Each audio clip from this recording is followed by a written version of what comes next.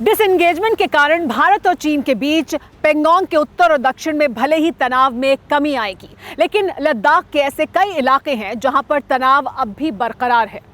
ऐसे कई इलाके हैं जिनको लेकर यह दावा किया जाता है कि यहां चीन ने परमानेंट स्ट्रक्चर्स बनाए हैं और इन इलाकों में भारतीय सेना को पेट्रोलिंग भी नहीं करने देता चीन।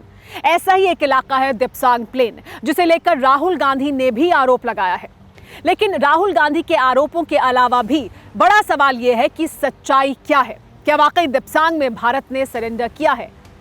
इस हकीकत की पड़ताल करता ये एपिसोड देखिए, दिप्सांग डेडलॉक विद ड्रैगन।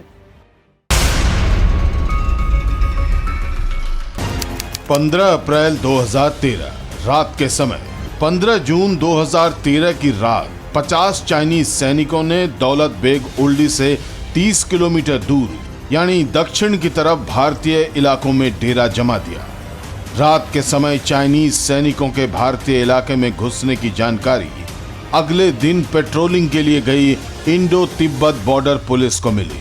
तुरंत जवाबी कार्रवाई हुई और भारतीय पक्ष ने भी चाइनीज कैंप से 300 मीटर दूर अपना डेरा डाल दिया। जिस जगह चाइनीज घुसपैठ हुई वो था लद्दाख का देपसांग इलाका, जहां 2013 में 25 दिन लंबी तनातनी हुई। देपसांग का इलाका करीब 972 स्क्वायर किलोमीटर का है, जो समुद्र तल से 16,400 फीट की ऊंचाई पर है। यहां से सबसे ऊंची हवाई पट्टी दौलत बेग ओल्डी 30 किलोमीटर दूर है। इसके एक तरफ सबसे ऊंची युद्ध भूमि सियाचिन है तो दूसरी तरफ चीन के नियंत्रण वाला अक्साई चीन। दिप्सांग एक मैदानी इलाका है जहां चीन जंग के भारी साजो सामान के साथ डटा है। वहीं भारत के T-90 भीष्म टैंक भी यहां तैनात है। ताजा डिसएंगेजमेंट के बाद इसे लेकर ही राहुल गांधी ने सवाल दागे। तो स्ट्रेटेजिक एरिया है दिप्सांग प्लेन्स का, जहां चाइना अंदर आया है। उसके बारे में एक शब्द नहीं बोला डिफेंस मिनिस्टर ने। वहां बैठे हुए हैं। गोगरा और हॉट स्प्रिंग्स के बारे में एक शब्द नहीं बोला, वहां बैठे हुए हैं।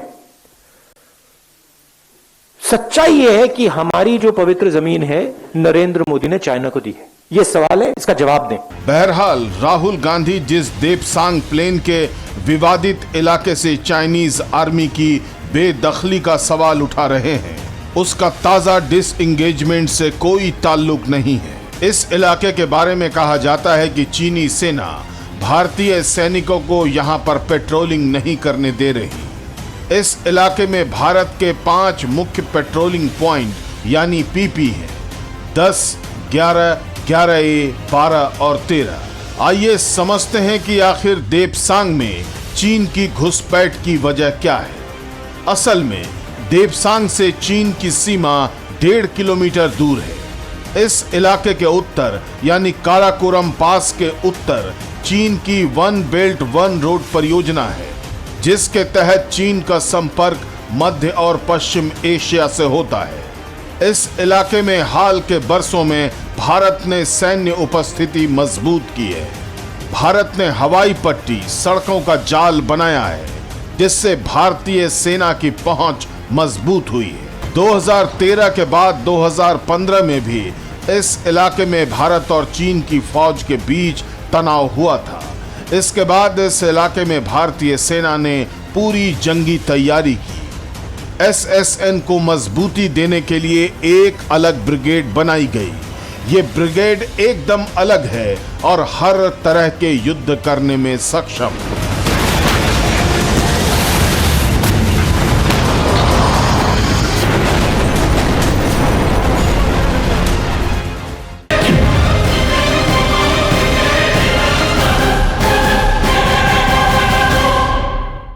परवाह देश की, सोमवार से शुक्रवार रात 10 बजे TV9 भारतवर्ष पर।